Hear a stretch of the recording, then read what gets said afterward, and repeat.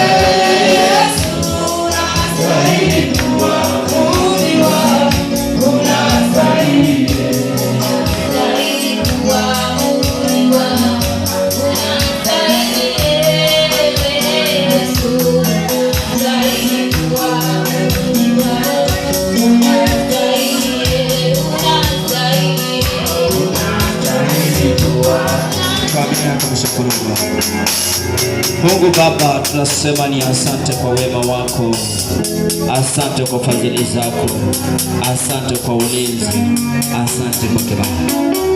Siku hii Baba umetupa kama zawadi, tunasema ni asante. Ni siku ambayo umetukirimia uzima na uhai Baba, tunasema ni asante. Asante kwa kila mmoja uliyemwezesha kuamka na kufika mahali hapa. Asante kwa kila mmoja uliyemwezesha kufunga kazi na kuacha shughuli na kutii Baba katika siku ya Sabato na kuja mahali hapa. Pokea sifa na utukufu Bwana Mungu unaweza. Tunakuita ndani ya ibada hii Baba ukatende. Wagonjwa wapone, wenye mizigo mizito Baba ukapokea. Kila nira zikavunjike, milango ikafunguke, fahamu zikafunguke, ukanene na mioyo yetu na utuondolee uzito. Uzito Baba usingizi, uzito wa kila namna utoe katikati yetu. Tembea nasi Bwana. Nami kama mtumishi wako Mungu Nipe neema ya kunena, nipe neema neno lako, nitumie kama chombo tu. Baba, wacha Roho Mtakatifu wa nyumbani avae kinywa changu, achukue maneno yake atie ndani yangu, ili nene sawasawa na mapenzi yako Bwana. Asante Bwana Mungu, naamini hayo umetenda na umetimiza. Na kwa Mwokozi naomba nikiamini. Naomba utafute mahali ukae.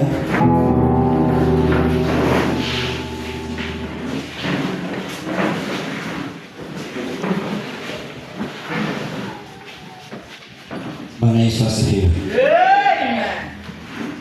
Nafurahi kuwaona mmefika. Hii ni ishara kwamba Mungu ametupa uzima na neema ili tuwe hapa siku ya leo.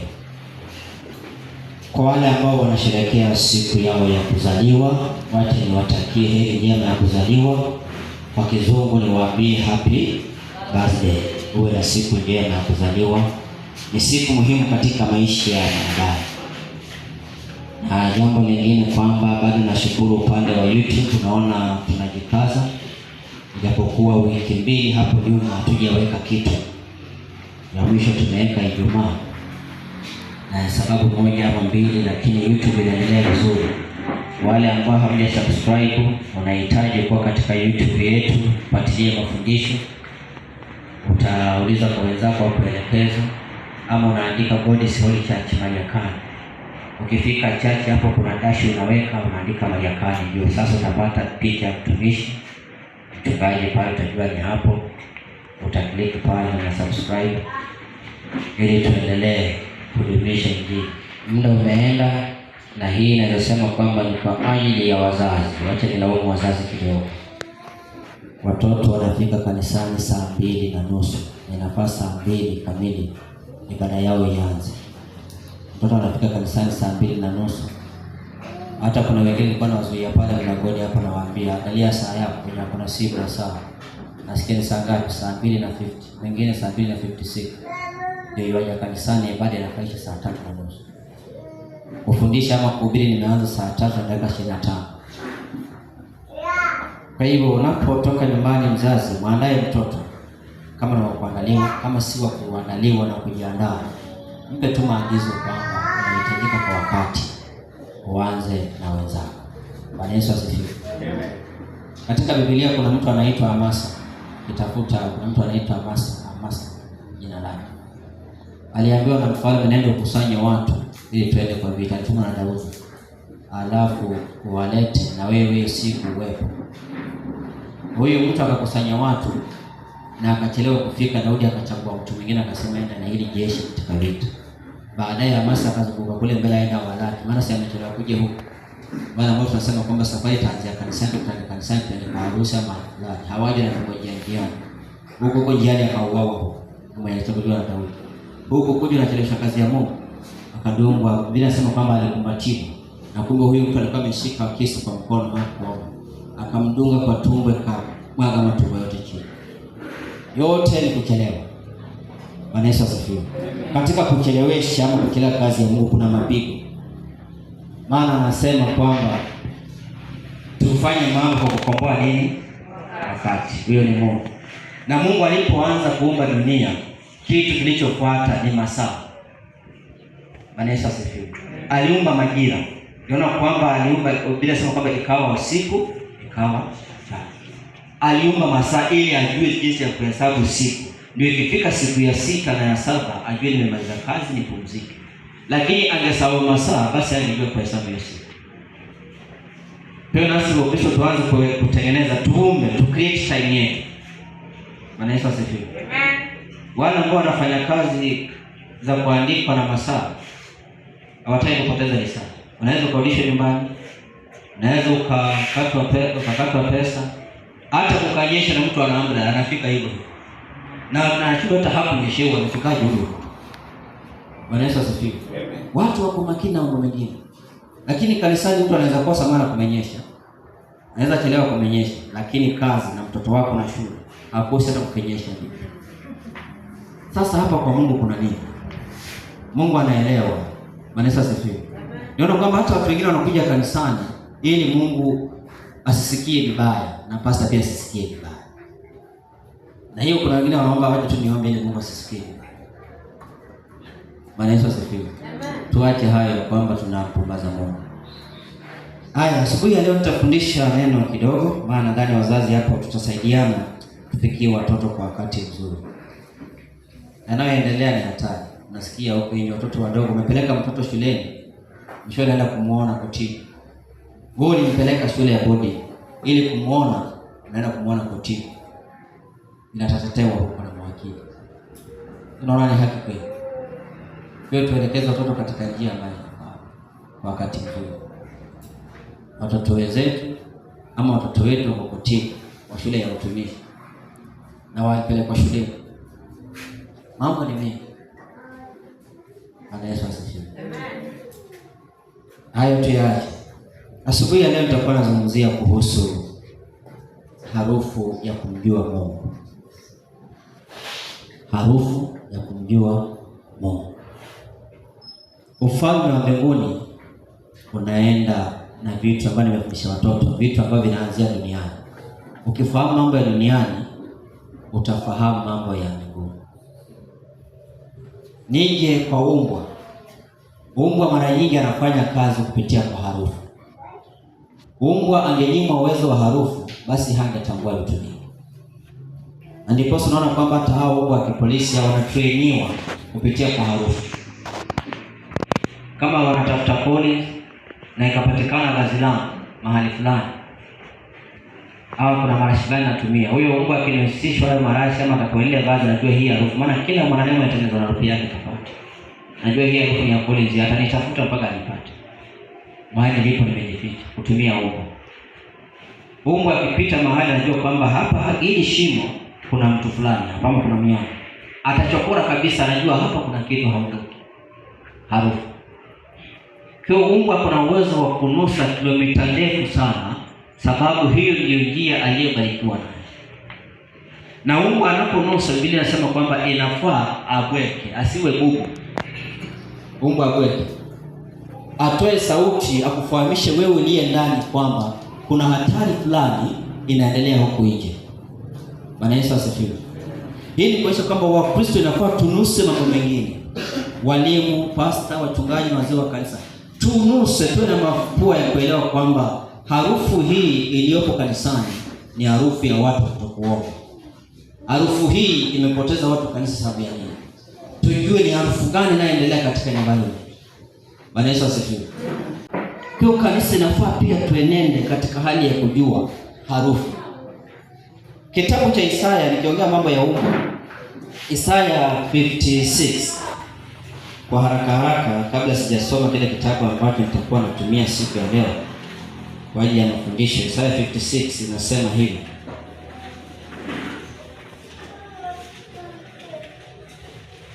Mstari wa 10 na 11 inasema, walinzi wake ni vipofu. Inazungumzia kuhusu umbwa ama watu wanaolinda watu kiroho. Wote pia hawana maarifa. Wote ni mbwa walio bubu. Hawawezi kulia au kubweka. Huota ndoto, hulala, hupenda usingizi. Hawa ni watumishi ambao hawaonyi kanisa, hawaonyi vijana, hawaonyi watoto. Na anasema nikiendelea, naam, mbwa hao wanachoyo, yaani ni wachoyo sana. Hawashibi kamwe, na hawa ni wachungaji wasioweza kufahamu neno. Bwana Yesu asifiwe. Kwa hiyo mtu akiota umbwa, mara nyingi mtu tafsiri anaambiwa kwamba hiyo ni roho ya ukahaba hii. Kuna pengine pia inaashiria, maana imesema umbwa hao ni wachungaji wenye choyo, hawajui neno. Maana kama unajua neno ni ulinzi, ni usalama wa mtu, inafaa ubweke wakati shida imetokea. Asiingie katika shida, asiingie katika mtego, asiingie katika kunaswa kule. Kwa kila mchungaji inafaa asiwe bubu. Maana hapa imesema kwamba kuna umbwa ambao ni bubu, wanapenda kulala na wanaota. Naona kwamba umbwa alikuwa amelala, anashtuka, anaruka tena anarudi alale, ama abweke tu atoe sauti na aendelee kulala. Alikuwa yuaota huyo. Bwana Yesu asifiwe. Kwa hiyo Mungu anasema wachungaji hawa ni umbwa wanaopenda usingizi. Kwa hiyo mimi ningependa asubuhi ya leo Mungu atuwezeshe sasa tuingie katika harufu. Tujue kwamba kuna harufu ya uzima na kuna harufu ya mauti. Wewe jiulize, kwa nini mtu anazaambia mtu yeye mwenyewe ananuka shida tu? Kwa kiroho zimeonekana. Yeye mwenyewe huwa ananuka matatizo, ila ananuka matatizo. Yeye mwenyewe ananuka umaskini kabisa, kila mahali ananuka umaskini. Si maneno watu wanaongea huko hivi. Sababu ya kwamba wamechunguza harufu ya huyu mtu si ya utajiri, ni ya umaskini. Harufu yake ni ya shida. Bwana Yesu asifiwe. Kitabu cha Korintho wa pili, mlango wa pili, mstari wa 14. Maandiko yanasema, ila Mungu ashukuriwe anayetushangiliza daima katika Kristo na kudhihirisha harufu ya kumjua yeye kila mahali kwa kazi yetu. Kwa maana sisi tu manukato ya Kristo mbele za Mungu, katika wao wanaookolewa na katika wao wanaopotea. Bwana Yesu asifiwe. Katika hao wa pili harufu ya mauti iletayo mauti, katika hao wa kwanza harufu ya uzima iletayo uzima. Naye ni nani atoshaye kwa mambo haya? Bwana Yesu asifiwe. Kuna harufu Mkristo unaweza ivuta ikaleta uzima, na kuna harufu unaweza ukaivuta ikaleta mauti. Tunaona kwamba kuna kitu, wale ambao wanakuwa na magonjwa ya kupumua na kitu kama pumu, wanapewa kitu kinaitwa inhaler. Wakati pumzi inamuishia, anakivuta, pumzi yake inaongezwa kwa muda. Kwa anatembea na kale kadoda, anakatikisa, ana inhale, anavuta kamuongeza katika pumzi fulani ya uzima, maana asipokuwa na kile kitu ataingia katika mauti. Kwa Wakristo kuna pumzi ya mauti ndani yetu na kuna pumzi ya uzima ndani yetu. Bwana Yesu asifiwe. Kwa hiyo inategemea utaongea uzima katika maisha yako au utaongea mauti katika maisha yako.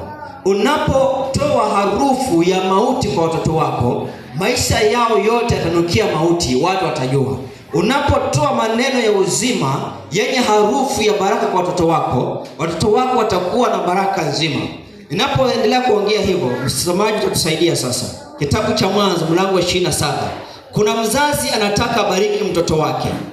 Na kwa kuwa anataka abariki mtoto wake, alitumia harufu ili ambariki mtoto. Hakutumia vitu vingi kwa kumwangalia. Alimwambia tu kwamba harufu yako ni ya baraka, maana ni shamba ambalo limebarikiwa. Bwana Yesu asifiwe. Kwa harufu ni mfano wa shamba lenye baraka. Harufu inafanya tubarikiwe. Ukiwa na harufu ya baraka, baraka zinakuandama. Ukiwa na harufu ambayo si ya baraka, baraka zinapotelea mbali. Kitabu cha Mwanzo 27 mstari wa 27. Mwanzo 27 mstari wa 27 inasema, akakaribia akambusu, naye akasikia harufu ya mavazi yake, akambariki akasema, tazama, harufu ya mwanangu ni kama harufu ya shamba alilolibariki Bwana. 28. Mungu na akupe ya umande wa mbingu na ya manono ya nchi na wingi wa nafaka na mvinyo. 29. Mataifa na wakutumikie na makabila wakusujudie. Uwe bwana wa ndugu zako na wana wa mama yako na wakusujudie. Atakaye kulaani alaniwe, na atakaye kubariki abarikiwe. Amen. Bwana Yesu asifiwe. Amen. Lakini ukianza msingi wa mwanzo wa hii baraka ilikuwa ni harufu. Harufu yako ni harufu ya shamba zuri. Bwana Yesu asifiwe. Amen. Kwa ukiona kitu kimeandama mtu, kuna harufu ya baraka kwake. Wengine wanasema kwamba leo, siku ya leo mimi nanukia pesa, na hana kitu. Sema mimi leo nanukia pesa. Bwana Yesu asifiwe. Amen. Huyu hakosi pesa kumwandama, maana harufu anayoitengeneza ni mazingira ya pesa. Amen. Bwana Yesu asifiwe. Amen. Na mwingine anasema kwamba leo mimi naona shida zikinuka. Tunaona hapa kutanuka, kutaharibika hapa.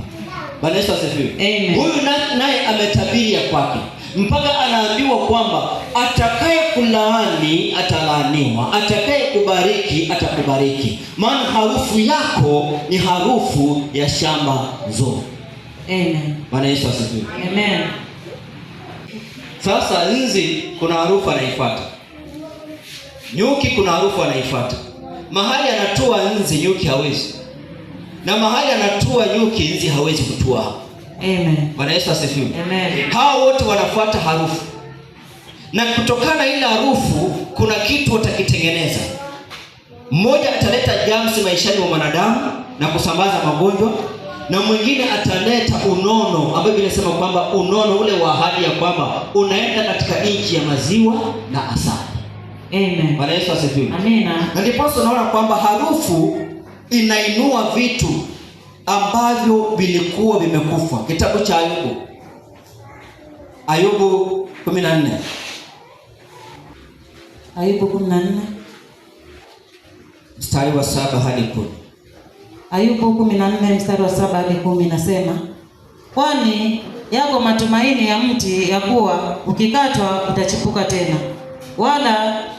wala machipukizi yake hayatakoma, ijapokuwa mizizi yake huchakaa mchangani na shina lake kufa katika udongo, lakini kwa harufu ya maji utachipuka na kutoa matawi kama mche 10.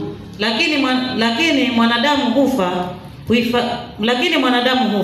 huifariki dunia, na mwanadamu hutoa roho, naye yuko wapi? Amen. Mungu akubariki. Bwana Yesu asifiwe. Amen. Tukirudi hapo, je, nasema kwamba yapo matumaini katika mti uliokatwa. Utachipuka kwa nini? Sababu ya harufu ya maji. Amen. Bwana Yesu asifiwe. Amen. Kuna kitu huwa kinaharibika katika maisha, lakini kuna baki kitu kingine. Bwana Yesu asifiwe. Amen. TV inaharibika lakini umebaki na remote. Bwana Yesu asifiwe. Amen. Sasa hiyo remote italeta harufu fulani. Inaleta harufu fulani. Sasa kile kinachobaki, kuna kitu ambacho huwa kinaleta. Yaani ni mti ndio umekatwa. Sasa kimebaki kile kisiki, lakini hapo kando kuna maji. Sasa hili kisiki ili kilete mti tena mpaka kinusi harufu ya nini? Yale maji. Maji yanapokuja yataleta uhai katika kile kisiki. Wakristo tunategemea neno ambalo ndio maji. Tunategemea neno la baraka ambalo ndio maji ya kusafishwa kiroho na mawazo yetu. Ndio tunapoingia katika imani ya kiroho na neno, kuna mawazo yamekufa, kuna fikra imekufa, na imani na tumaini zimekufa, lakini kwa ile maji kuna vile itafufuka tena. Amen. Bwana Yesu asifiwe. Amen. Kwa kuna vitu ambavyo vimekufa ndani yetu, lakini hii harufu ya maji inaenda kuleta uzima. Amen. Yaani yapo matumaini kwa mtu uliokatwa, ikiwa tu utanusa na kusikiza ile harufu ya maji. Amen. Bwana Yesu asifiwe. Amina. Hata ni kijana miaka imeenda hujaingia katika ndoa, lakini ile harufu ya maji utaingia katika ndoa. Bwana Yesu asifiwe. Amen. Mlango upo, ni harufu ya maji. Ile harufu inafanya umbwa aamke afuate mawindo. Harufu inafanya mzazi anyoshe mkono aseme kwamba mwanangu, watakao kubariki watabarikiwa, watakao kulaani watakulaani. Amen. Bwana Yesu asifiwe. Amina. Tunahitaji harufu ambayo itaamsha mawazo yaliyokufa. Harufu ambayo itaamsha tena ndoa iliyokufa. Harufu ambayo itaamsha biashara iliyokufa. Harufu ambayo itaamsha miradi iliyokufa. Harufu ambayo itaamsha akili za wanafunzi ambazo zilikuwa zimefungwa. Amen. Harufu ya kuinua tena, kuleta uzima katika watu. Amen. Harufu ya kuleta matumaini katika maisha ya watu. Amen. Bwana Yesu asifiwe. Amen. Tunahitaji tu harufu. Je, kuna kitu unanusa kwa ajili ya miradi yako? Ni miradi ya kilimo, miradi ya nini, mwenyewe unajua. Kwa ile ambayo utakainusa, hiyo ndio itakayeleta kila mtu anakihitaji. Maana tunasoma kwamba kuna harufu ya mauti na kuna harufu ya nini? Ya uzima. Umeondoa na mtumishi, ukasikia harufu gani? Harufu ya uponyaji ama harufu ya kifo? Maana katika harufu ile ya maji yaliyo kando kando, hapo ndipo utapona. Katika ile harufu, hapo ndipo utapata uzima. Katika ile harufu, hapo ndipo utachipuka. Kuchipuka ni kumea tena. Biblia inasema kwamba ulikuwa umekatwa. Kisoma kitabu cha Yohana inasema kwamba shoka limewekwa katika shina la mti. Mtu usiozaa unakatwa. Ukisoma Yohana 15 nasema kwamba kila tawi lisilozaa linafanya nini? Linakatwa. Pia kuna mti ambao umekatwa, lakini ikiwa kuna matumaini ndani ya Kristo, uko na matumaini ndani ya matendo mema, uko na matumaini ndani ya kila kitu kizuri, basi harufu hiyo ya maji italeta uzima. Harufu hiyo ya maji inaleta school fees. Harufu hiyo ya maji inaleta pesa za biashara. Harufu hiyo ya maji italeta watu katika kazi. Harufu hiyo ya maji itafanya jambo jipya. Amina. Tunahitaji tu harufu ya maji kasimama. Amen. Kafanya jambo. Harufu ya maji simama ifanye kazi katika maisha yetu. Maana kuna wengine harufu ya madeni imejaa. Harufu ya madeni kila mahali. Sasa wewe jiulize, mtu ako Marekani hii, lakini nyumba anayeishi nyumba ya 7. Amehama. Na wengine hata kwa mwaka anahama mara 6. Sijui kwa nyumba anaishi miezi mingapi. Anahama. Nilikuwa naona wakati wa kafyu polisi wamejaa huko njiani, lakini unasikia mtu alihama usiku. Alipitia wapi? Corona iko, kafyu iko huko njiani. Ndio naenda naambia kwamba alihama usiku. Bwana Yesu asifiwe. Amen. Na huyo mtu kuhama si shida. Ni vizuri kutafuta mazingira ya ambayo unayatafuta mazuri. Lakini sasa kuhama kwake kuko hivi. Yeye akiondoka kuna kitu anakiacha. Kitanda kimeshikwa na mwenye nyumba maana hajalipa. Mtungi wa gesi umeshikwa na mwenye nyumba maana hakulipa. Sabufu ilishikwa na mwenye nyumba hakulipa. Hii harufu hii ya madeni hii, mwanzo mpaka mwisho. Bwana Yesu asifiwe. Amen. Maana kuna kitu kilitamkwa, yeye alitamka mauti. Ndio maana unaona kwamba mtu kuhama anahama, lakini vitu vyake vinaisha. Kila mahali anapotoka anaacha kitu. Anapotoka hapa anaacha kitu. Mwingine anahama anaacha TV hapo. Mwenye nyumba anamwambia utakapolipa utakuja chukua TV yako. Ndio anaenda. Bwana Yesu asifiwe. Amen. Maana mimi mahali niliingia nilipata kuna room ilifungwa, kumbe vitu vya mtu vikapo ilifungiwa. Mtu mwingine hata kuingia tukachukua kwa hapo nje. Vitanda vikanyeshwa na mvua vikafanya kuvunjika. Maana mwenyewe alienda na akaenda kabisa. Mtu anaona haina haja. Bwana Yesu asifiwe. Amen. Ni harufu ya namna gani hii? Ni harufu ya laana. Katika maandiko imeandika utalaaniwa na utakopa. Na utabarikiwa utakopesha. Ndani ya kitabu cha Kumbukumbu la 3:28 utaona hizo baraka. Utakopesha wewe wala hutakopa. Lakini sasa tunaacha vitu vyetu kwa manyumba tukihama. Bwana Yesu asifiwe. Amen. Sasa imebidi mtu akihama unadhani anaenda kutembea sokoni yarudi. Ameenda na pikipiki kamoja na yeye mwenyewe hapo vitu vyake amekuja tu ndani ya mattress vyote vimetoshea. Unaona ameenda kutembea yarudi, ndiye amehama ameenda hivi. Maana viliisha huko na madeni. Bwana Yesu asifiwe. Amen. Sababu harufu iliyopo si harufu nzuri. Mungu abadilishe maisha yetu. Amina. Mungu abadilishe maisha yetu. Amen. Kama ametupatia nyumba za kupanga, alete fedha tulipe nyumba. Amen. Na kama tunaendelea kulipa, afanye mlango tukajenge manyumba. Amen. Bwana Yesu asifiwe. Amina. Tushinde huu utumwa. Maana huu ni utumwa. Mwingine analipa nyumba na kukuagiza. Nini sikulipa token, ndio maana mwenye nini amekata hapo. Kwa hiyo kukuagiza, pesa za nyumba amepata. Lakini hakukuagiza. Bwana Yesu asifiwe. Amen. Na hapo ndani kuna kila kitu, TV kwa hapo kila kitu. Ikifika saa 1:30 watu wanakimbia Citizen kuangalia kipindi kwa jirani huko. Maana hapo kwake toka iliisha.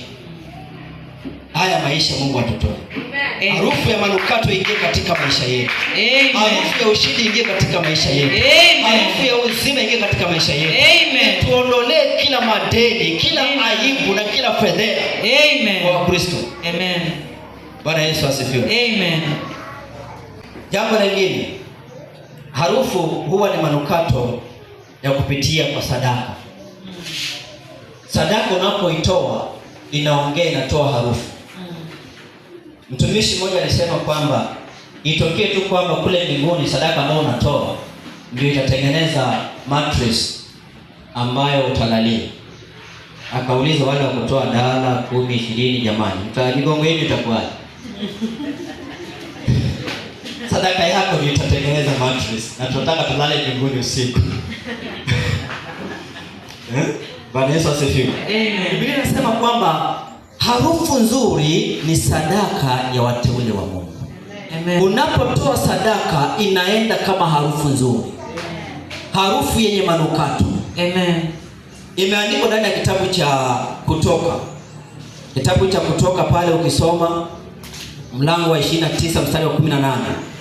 Na usome kitabu cha Wafilipi mlango wa 4 mstari wa 18. Sasa tutasoma hii ya Wafilipi 14:18. Kutoka utaandika tu Kutoka 29:18. Kitabu cha Kutoka 29:18. Ndio utaiandika. Kuna kitabu cha Wafilipi mlango wa 4 mstari wa 18. Hiyo tutaisoma. Alafu kuna Waefeso 5 mstari wa 2. Mstari wa 2 inazungumzia kuhusu sadaka yenye manukato. Jinsi inavyopendeza Mungu, jinsi inavyonukia. Bora anasema kwamba nimepewa vitu vingi sana, vinanukia vizuri, ni sadaka yenye manukato ya kumpendeza Mungu. Tusome Wafilipi 4:18. Wafilipi 4:18 nasema, lakini ninavyo vitu vyote na kuzidi, tena nimejaa tele.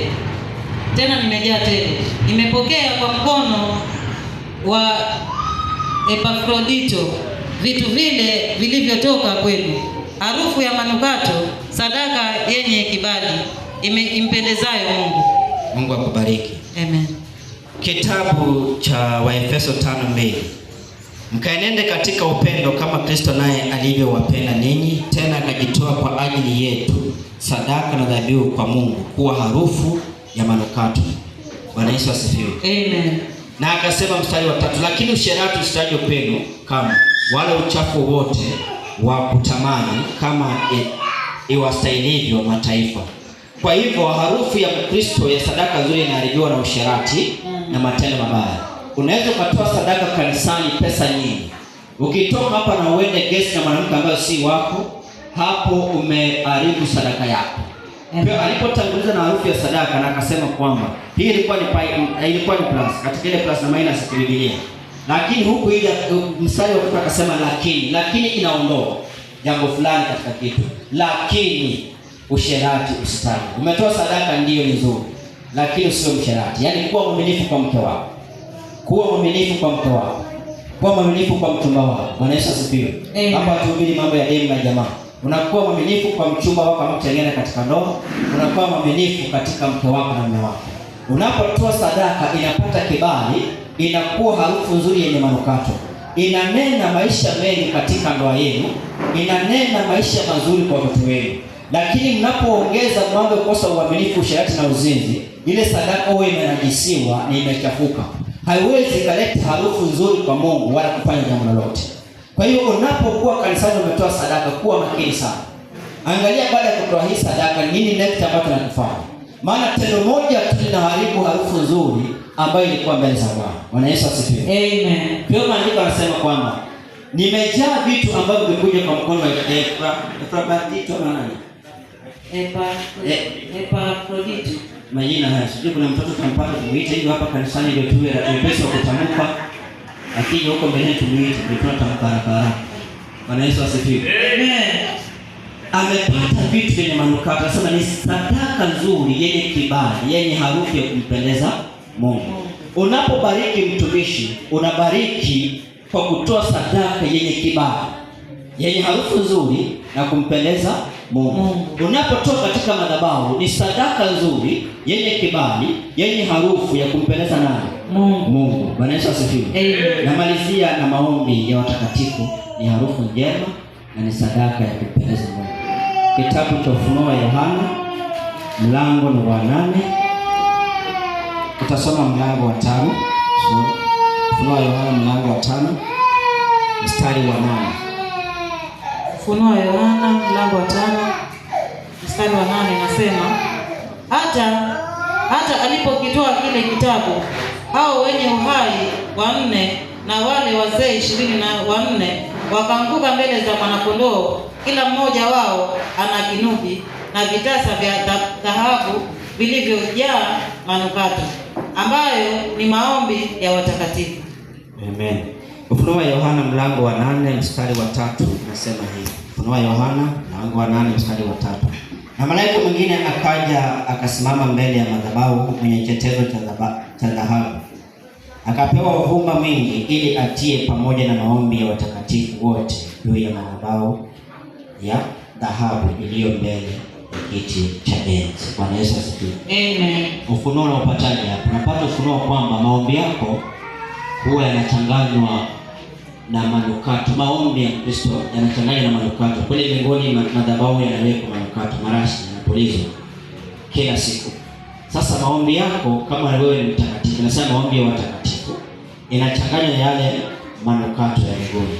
Yakisha changanywa yanapuliziwa kwenye madhabahu ya dhahabu kule mbinguni. Sasa huwa inapulizwa katika yale madhabahu, ambapo inakuwa ujiulize kwamba maombi yako ambayo ninaomba leo na yale ambayo nitaomba kesho, je, ni mojawapo ya yale manukato ambayo yatakuwa mbinguni kwa ajili ya kurembesha mahali kuna kiti cha enzi cha Mungu? Maana mbinguni kuna madhabahu ambayo ni ya dhahabu na hapa kuna kiti cha enzi cha Mungu. Sasa kuna malaika kazi yake ni kuweka manukato yenye uvumba pale. Anachukua chetezo cha uvumba, anachukua anaongeza na maombi ambayo wamekolekti kwa siku nzima. Wanachagua maombi watakatifu, wanachanganya. Wakisha changanya yale manukato, malaika anafanya kazi ya kuweka katika madhabahu kule mbinguni. Bwana Yesu asifiwe. Sasa inakuwa yale maombi watakatifu yanakuwa madhabahuni pa Mungu, karibu na Mungu. Sasa mahali Mungu alipo, akisikia ile harufu, anajua hii harufu ni harufu ya maombi ya kweli. Maana kila maombi ya kila mmoja yako na harufu yake.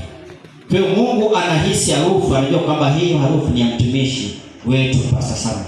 Anasikia harufu, anajua hii harufu ni ya pastor wetu Pastor Auko. Kwa hiyo kuna maombi ambayo yako katika madhabahu ambayo ni ya watakatifu, maombi ya watakatifu. Na kuna maombi mengine hayawezi kukaribia katika madhabahu ya mbinguni. Sababu huwezi kuchukua kisichokuwa kitakatifu ukachanganya na kitakatifu. Kwa hiyo yale maombi wakati wa kuchagua hayachaguliwe kaingia katika madhabahu. Bwana Yesu asifiwe. Amen. Kwa hivyo tunapoomba mbele za Bwana inabidi tuwe watakatifu, sababu maombi yetu ni harufu inayopamba kiti cha enzi cha Mungu. Bwana Yesu asifiwe. Amen. Ndiposa malaika unawaona katika hii Biblia wanasema kwamba wanatembea na chetezo ama tuseme kachupa fulani. Ukiangalia wale wafathers wa kazi kuna kitu wao wanatembea hivi, kinatoa moshi huko wananinginiza hivi. Sasa hapo ndio wanaweka vitu vyao hapo. So tena mbinguni kwa kitu kama hiyo. Hayo maombi yote yanawekwa mle ndani, yanachanganywa na ule uvumba wa mbinguni. Yakisha changanywa ndio yatafanya kazi. Sasa kuna wakati harufu tu ya maombi yako inakutetea mbele za Bwana bila hata kusikia sauti. Amen. Maana Mungu anamalizana na maombi wakati unapiga magoti. Anasema kwamba ukiwa katika kuomba nimejibu, ukiwa katika kunena nimefanya nini? Nimesikia. So haya yameishia wakati ulipiga magoti. Lakini atakapofika mbinguni yanafika kama sasa marashi. Bwana Yesu asifiwe. Amen. Ndio kuna maduka mengi ya perfumes. Kuna marashi mengine mpaka sasa yame-expire maana hayajanunuliwa. Kwa hivyo unaweza pata kwamba kuna maombi ya Kristo wengi yalifika lakini yakawa rejected, hayajanunuliwa, yame-expire hapo mbinguni. Lakini kuna mengine kila siku ndio yanasafisha madhabahu. Amen. Bwana Yesu asifiwe. Amen. Na ndiposa Mungu anasema kwamba utakapokuja na sadaka kanisani na ukumbuke kwamba uko na jambo na ndugu yako. Bwana Yesu asifiwe. Amen. Hiyo sadaka amesema iache hapo, hajasema uende nayo nyumbani. Iache hapo sadaka. Mungu hawezi kubali urudishe pesa nyumbani sadaka yake. Anasema iache hapo madhabahuni kwanza. Ukisha iache hapo nenda mkapatana. Ukisha patana na huyo mtu ndio uje waambie mchungaji sadaka wache ikae huko, ilikuwa ni sijapatana na mtu. Kuonyesha kwamba Mungu huwa anakukumbusha ukichukua sadaka unaenda kutoa, kabla hujatoa na kunenea kuna mtu fulani umemkwaza. Ukienda jeuri atakuua. Maana Musa anaenda na mtoto na hajamtahiri, na inafaa tahiri huyu mtoto. Kidogo Mungu auwe Musa. Mungu hataki wakaidi wa moyo, hataki wajeuri. Ndio mgaka akaona hapana, wacha nitahiri, akachukua jiwe akatahiri mtoto. Kwa wakati Mungu anakuonyesha kuna gomvi mahali nafaa litahiriwe, kata kwa haraka. Niposa uwe salama. Pia anasema sadaka iache pale, si kwamba irudishe mfukoni ama uende, iwache hapo. Sema tu mtumishi isiweke kwa kikapu, ama mwambie Asha hii isiweke kwa kikapu, acha kaya hapo kwanza. Nikarekebishe mambo ndio nije nitoe.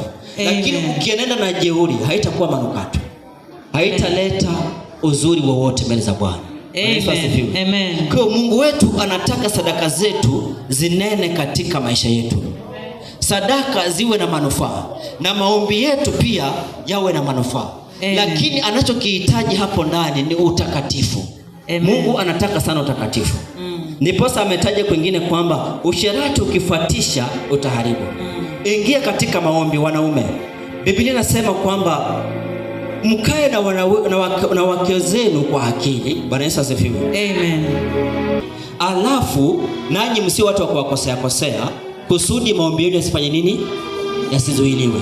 Ina maana kwamba mwanamke anazuia maombi ya mwanaume. Hata ukafunga siku 40 kama Yesu na mke wako ulimkwaza, umemwacha na njia na mambo mengine, hakuna mahali ile ombi linaenda. Utakufa kimakenzi na watu wake, maana hakuna mahali utapeleka yale maombi. Sababu kuna mtu mahali amezuia. Bwana Yesu asifiwe. Amezuia yale maombi. Amina. Kwa hivyo maombi yetu kuna njia nyingi ambazo yanazuiliwa. Kwa njia zingine naweza sema kwamba nikihubiri kuhusu topic ya kwamba ni nini ambacho kinazuia maombi, ama njia moja maombi kujibiwa, nitasema kwamba kinachozuia ni mwanamke ambaye amekwazwa na mwanaume wake. Hata mkagombana nyumbani, mnaenda kanisani, kujeni nyote kama mmeyatengeneza. Mkija hapa wewe mwanaume unaomba huku, hiyo kazi ulikuwa unataka utaikosa. Mafanikio hutayapata. Sababu kuna kitu kimezuia.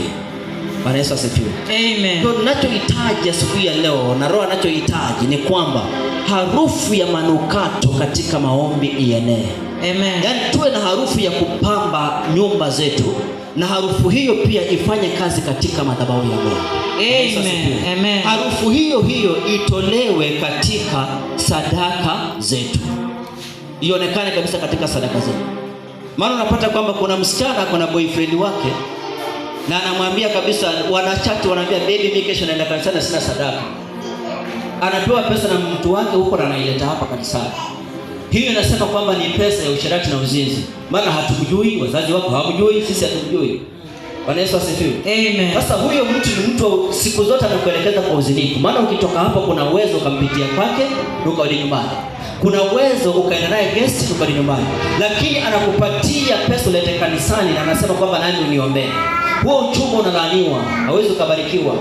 Maana haujatanguliza mbele za Bwana. Hiyo hawa ni washerati ambao wanajaribu kumuonga Mungu ili Mungu habariki mambo yao. Lakini kwa njia nyingine ni mnatafuta uzinifu na uzinzi mtakatifu wakati haiwezekani.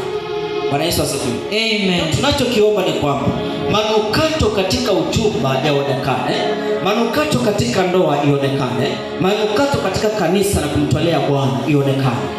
Yaani harufu yetu iwe ni harufu ya kupendeza. Ukipita mahali utasema kwamba hapa nasikia kuna uwepo wa ajabu. Nasikia Mungu ameanza kuonekana. Bwana Yesu asifiwe. Amen. Napomalizia tusimame. Sote tusimame.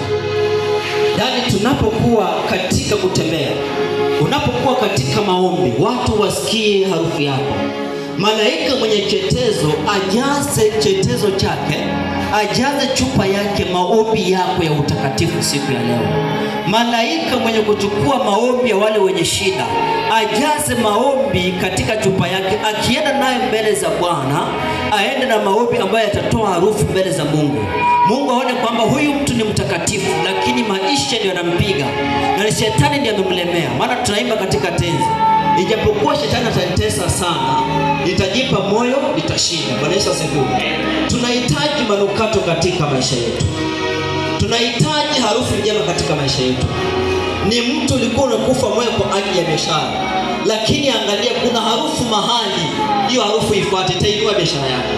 Kuna mtu ulikuwa umekufa moyo kwa ajili ya mambo yako ya ndoa, lakini kuna harufu ya ushauri, kuna harufu ya imani, kuna harufu kwamba mwanaume ameanza kubadilika, mwanaume ameanza kurudi katika njia nzuri. Hiyo harufu italeta matumaini yaliyo mema. Maana Mungu anasema kwamba ninawazia mawazo mema, mawazo yangu ni mawazo mema, mawazo ya amani, kuwapa tumaini katika siku zenu za mwisho, kuwapa tumaini katika kufaulu kwenu. Bwana Yesu asifiwe. Mungu ameweka ahadi kwamba tutaingia katika nyumba hatukujenga na mikono yetu, na tutakunywa maji katika visima ambao hatukuchimba na mikono yetu. Anasema tutavuna mizabibu ambao hatukupanda sisi. Kwa hiyo Mungu anatuwazia mema katika chipuko la mti uliokatwa. Asubuhi ya leo tuende mbele za Bwana, tumwambie Bwana, matumaini yalikuwa yamekufa kwa ajili ya wewe mwanaume. Matumaini yamekufa kwa ajili ya ujana wangu. Bwana Yesu asifiwe. Maana kuna vijana wamekufa moyo, wanasema kwamba nikiomba Mungu amenisahau, Mungu amenitupa, mimi nimesaulika, ni kama Mungu hanisikii, huyu Mungu hayupo. Tunafanya kuambiwa hadithi, Mungu yupo. Bwana Yesu asifiwe. Mungu yupo. Biblia inasema kwamba anajua walio wake. Bwana Yesu asifiwe. Tupate nyimbo ya kuabudu tunapoingia katika maombi.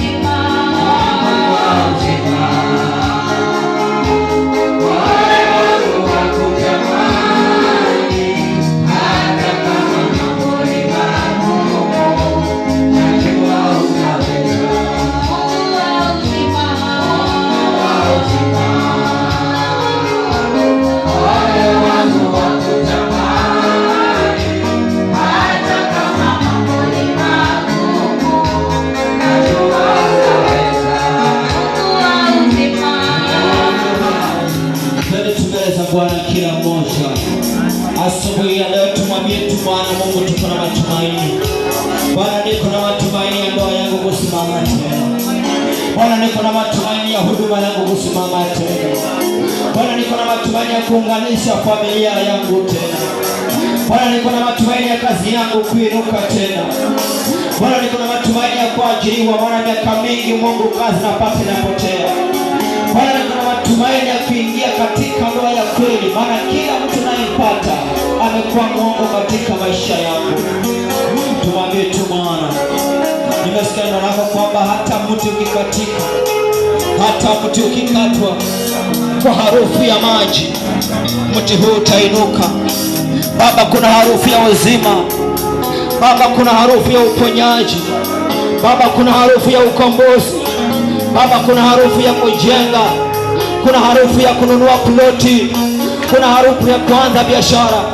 Kuna harufu ya watoto kusoma. Kuna harufu ya kumaliza mjengo huu. Kuna harufu ya kukamilisha kila jambo. Harufu hii wacha iwe manukato mbele zako. Iwe ni maombi mema mbele zako. Iwe ni maombi yenye manukato mbele zako. Kwa harufu hii ya maji Baba nikabarikiwe. Kwa harufu ya hii ya maji Baba nikainuliwe. Kwa harufu hii ya maji Mungu nikaona neema yako. Mungu akatuumbia harufu iliyo njema.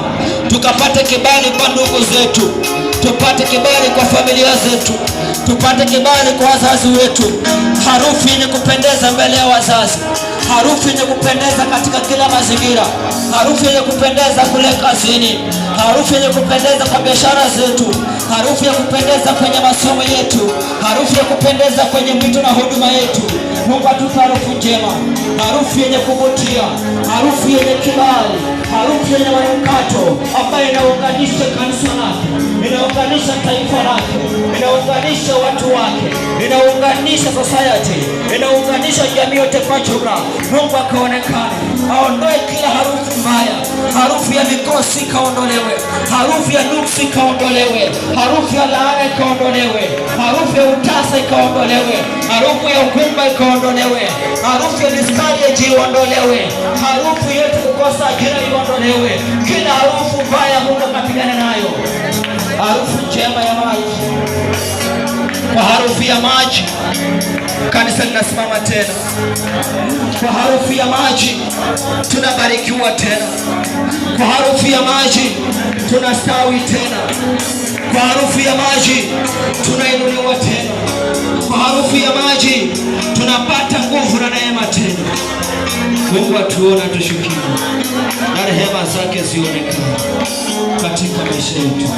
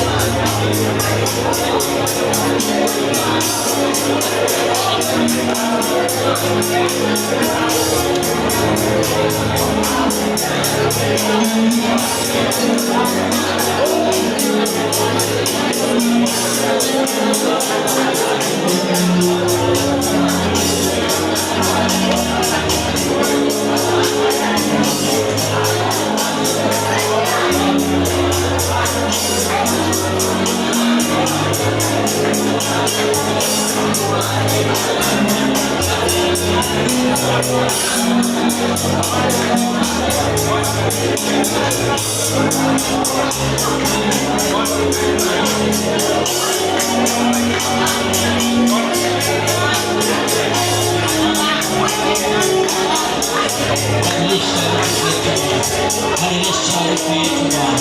Tunapoingia kwenye vikao Mungu tupate kibali. Tuwe na harufu yenye kupata kibali.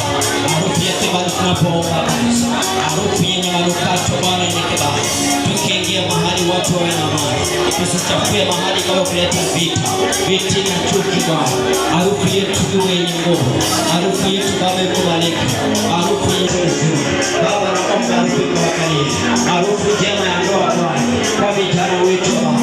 Harufu safi ya ndoa. Ndoa iliyo takatifu. Ndoa yenye manukato Bwana. Harufu ikatembee Bwana. Katika kanisa hili Bwana. Nasema ni asante Bwana. Maana Mungu unatambua kwa harufu. Unabariki kwa harufu. Maombi yetu tunajaa mbele za Mungu harufu. Harufu ya watakatifu Bwana. Nipasi tunakusanyika siku ya leo. Tunajaza chetezo Bwana. Tunajaza uvumba kwa maombi. Tunajaza madhabahu yako kwa maombi. Maombi haya yananukato Bwana. Mbele zako Mungu. Maombi haya yana harufu nzuri. Haya manukato ya ajabu. Katika kiti cha enzi Bwana. Maombi haya Bwana. Sikia Bwana. Utasa ukome. Unaposikia Bwana, umaskini uishe. Unaposikia Bwana, ugumu uishe. Unaposikia Bwana, madeni yaishe. Unaposikia harufu hii Bwana, sisi tubarikiwe. Sisi tuimba yawe ni manukato. Asubuhi ya leo, asubuhi ya leo, maombi yetu Bwana yawe ni manukato, yawe ni harufu njema, yakanene mema, yakanene mema. Baba nasema ni asante. Asante kwa ulevi kwa watoto wetu. Ondoa harufu ya ulevi Baba kwa vijana wetu. Ondoa harufu za ulevi katika ndoa hii. Ondoa harufu ya umaruka hapa katika ndoa hii. Ondoa harufu zote za uzinzi na usherati katika ndoa hii. Ondoa harufu zote Baba za udanganyifu katika ndoa hii. Leta harufu safi. Leta harufu njema Bwana. Ondoa harufu ya moshi katika mashule yetu. Ondoa harufu ya moshi katika shule zetu. Maana zimebaki kuwa majivu. Ondoa harufu hii Baba. Wacha shule zikasimama imara. Mungu onekana. Baba onekana. Baba onekana. Baba onekana. Baba onekana. Mungu wetu tawala. Mungu wetu bariki. Mungu wetu tawala. Yesu onekana. Ondoa harufu ya ajali katika barabara zetu. Ondoa harufu ya ajali katika maeneo hatari kama Bonde na sehemu zingine Baba. Ondoa harufu ya mauti sehemu Baba. Ondoa harufu Baba ya ajali sehemu ile. Baba tunakuita kila harufu ya mauti, kila harufu ya ajali, kila harufu ya moto, kila harufu ya umaskini, harufu ya mihadarati, harufu ya madawa ya kulevya, harufu ya ulevi, harufu ya uzinzi na usherati. Ondoa katika watu wako Bwana. Harufu ya vijana kutokuwa ajiriwa, harufu ya vijana kuvunjika wala kukata tamaa. Harufu hii iondoke katika nyumba zetu, iondoke katika ndoa zetu, iondoke kwa vijana wetu, iondoke kwa watoto wetu, iondoke kwa jamii zetu. Baba, kanisa lako libariki, kanisa lako liinue, kanisa lako lisimamie, kanisa lako lipe nguvu, maana Yesu unaweza.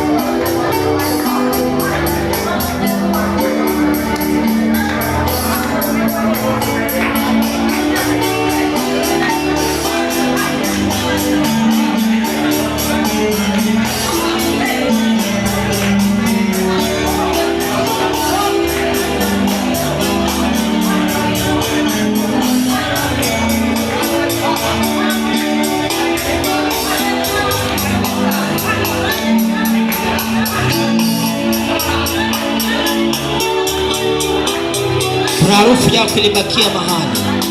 Harufu hii inaweza leta mengi katika maisha yako. Mwambie tu Bwana, kwa harufu hii kilichokufa kisimame tena. Kwa harufu hii kilichokatwa kuna matumaini kiinuke tena.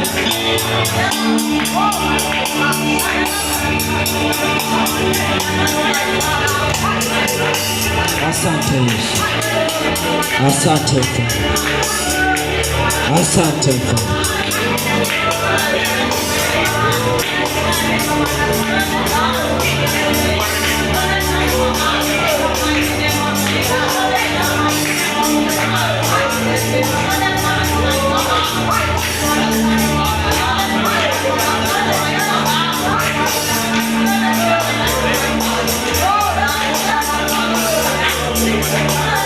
Asante Yesu.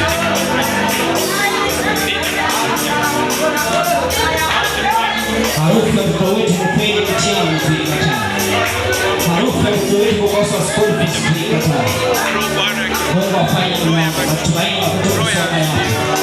Matumaini ya kutoka kupita mtihani yako. Matumaini ya kuendelea na masomo yako.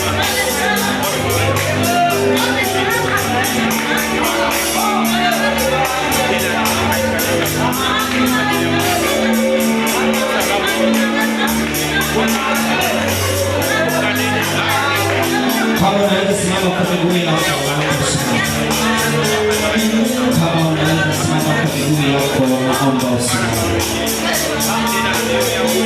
Hali ulipo umeketi, umepiga magoti. Kama unaweza simama kwa miguu yako, naomba usimame. Tukamilishe mambo. Tuinue mikono yetu juu. Siku ya leo tunaomba Mungu atutembelee. Tazama, kuna mtu ana mtoto mgonjwa, yaani nyumba haiishi wagonjwa, inanuka madawa. Mungu hapendezwi harufu kama hiyo. Anasema kwa kupigwa kwake tulipona. Hii harufu ya madawa katika nyumba ni ya nini? Imegeuka kuwa hospitali ama chemistry. Harufu hii ni ya nini? Kuna mtu amejaa uoga wa kusafiri. Kabla ya kusafiri anapitia shida nyingi. Anafunga na kuomba, anaombewa lakini haamini safari yake. Hii harufu ya ajali wale natuona. Kuna mtu atakitembea anaogopa kwamba gesi nyumbani siku zima. Harufu ya gesi imemjia katika mapua. Hii uoga, huna wasiwasi ili kuharibu mambo. Shetani ametujaza ya nini hizi harufu? Wengine hata wanahisi kabisa harufu ya jeneza. Anasema anasikia harufu ya maiti na jeneza. Kwa nini zinatuandama hizi harufu? Kwa nini?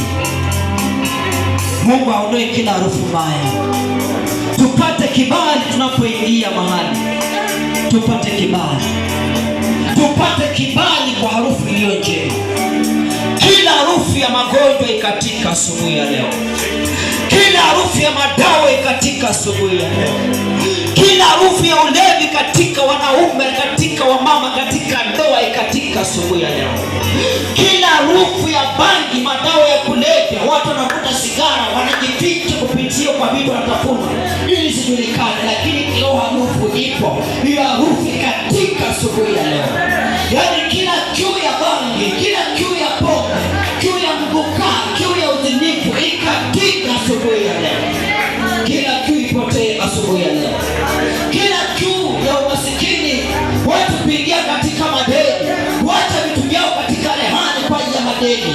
Harufu hiyo ipotee asubuhi ya leo. Baba, ponya watu wako. Tukomboe Mungu kutoka katika madeni. Tukomboe Bwana, ponya mioyo yetu.